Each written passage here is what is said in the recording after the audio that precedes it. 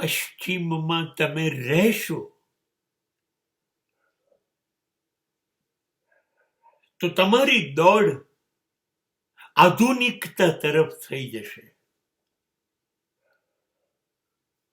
યંત્રો તરફ થઈ જશે.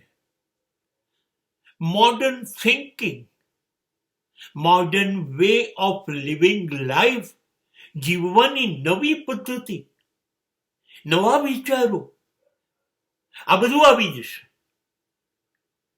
એક શબ્દનો પરિચય થયો, ક્વોલિટી લાઈફ.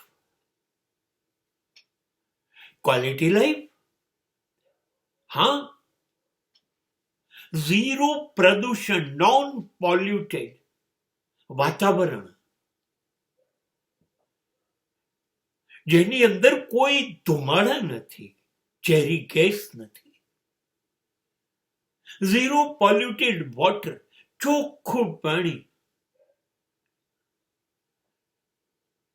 ચોખ્ખો ખોરાક,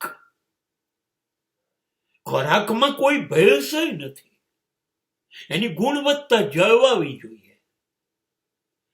પાણી કે ખોરાક કે પ્રદૂષણ, હવા સાથે છેડછાડ કરનારને મોત સુધીની સજા થાય છે, કોઈ કરતું જ નથી.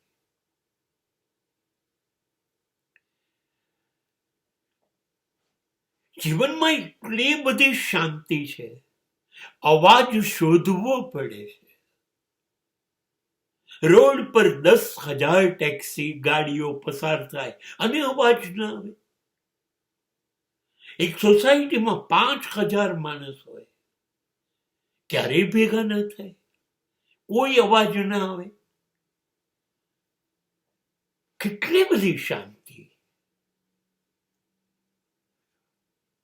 અને ઘરમાં બધી જ સગવડ હોવી જોઈએ.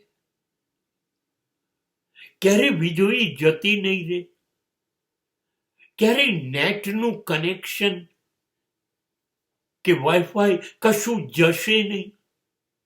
શુદ્ધ પાણી 24 કલાક મળશે.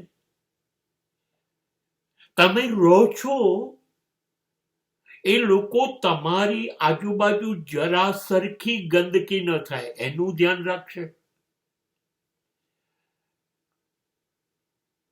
ઘર એટલે તમામ સુખ શાંતિ, આધુનિક યંત્ર નહીં.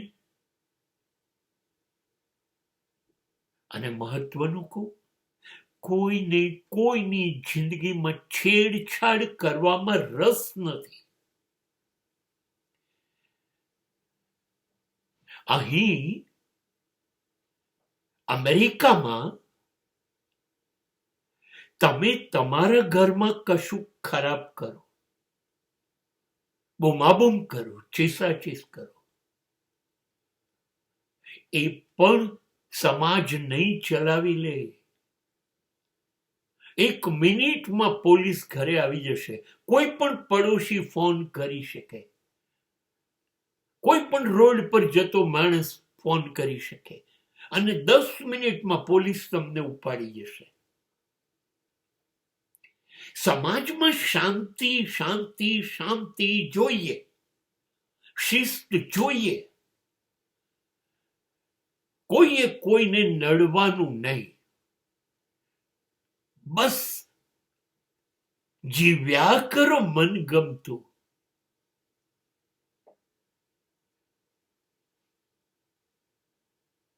અમેરિકામાં 90 વર્ષના માણસો લગભગ બધા છે, એવું કહેવાય.